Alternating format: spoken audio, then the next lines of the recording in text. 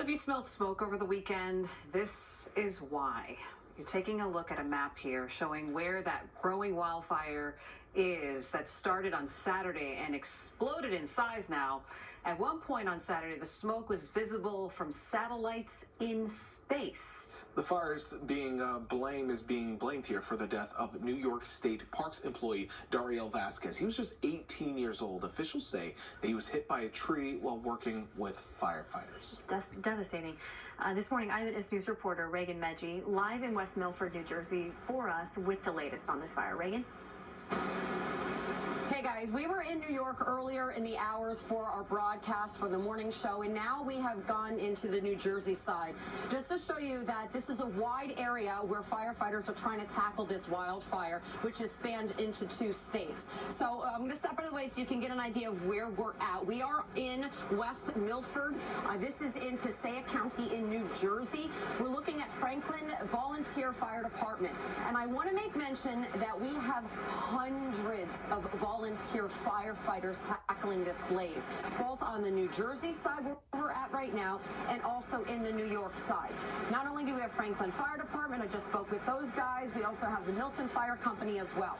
Now, Nick, my camera guy, is going in between these 2 fire trucks, and you will see smoke. It doesn't look outstanding, but it is. So what that is right now is part of the greater picture of the wildfire happening. No, we do not see flames, and I'll explain that to you. The flames is the superficial part of the wildfire. It's what you and I see. The firefighters tackle that. But with a wildfire, what's interesting is that it goes into the root system.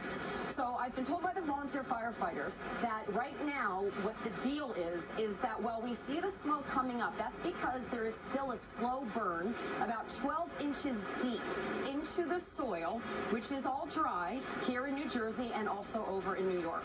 Now what's happening once it gets to the root system, it continues that heat. And with that foliage that's dry, it can catch fire. So these firefighters right now hopping into their vehicles or their trucks, they're heading up the road. This road leads up the mountain, which is where the flames are and more of the wildfire. This fire has been going since Saturday afternoon, and I talked to one of the firefighters here, and he says it's barely contained. In fact, the last numbers we got from last night at 7 o'clock from the New Jersey Forest Service, overall this entire fire called the Jennings Creek wildfire is only 10% contained. And it continues to burn. Right now, the number is 3,000 acres burned. But that's just as of last night.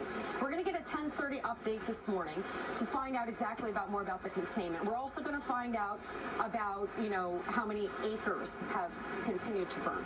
Now, these volunteer firefighters, hundreds of them, so much that I've just been told West Milford, New Jersey, has canceled their Veterans Day parade because they have so much that they need to do to try to tackle this fire.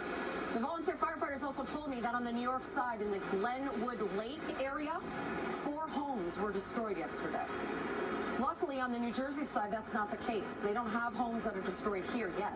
They have fire officials and firefighters on the front lines near the homes, and a volunteer firefighter tells me they stand out in front of those homes, that if, in fact, the flames get close enough, they'll evacuate the people, and then they'll go and try to douse those flames. So this is an ever-evolving situation. This is a combined issue right now, combined effort, both with the New Jersey and the New York Forest Fire Services. They are together in fighting this fire, now also considered deadly. As we have just told you, this fire claimed the life of 18-year-old firefighter and a volunteer firefighter, Dariel Vasquez. Now, the Orange County executive says the loss made the fighting this fire especially difficult. What is also challenging is the manpower that's needed. There aren't enough state rangers, and now the state is providing major resources. Now, that isn't stopping the continued efforts to protect the homes, but everyone is coming together. Another volunteer firefighter says from Albany down south, hundreds of volunteers are trying to get this fire under control. For now, we're here in West Milford in New Jersey. Reagan Medji, Channel 7 Eyewitness News.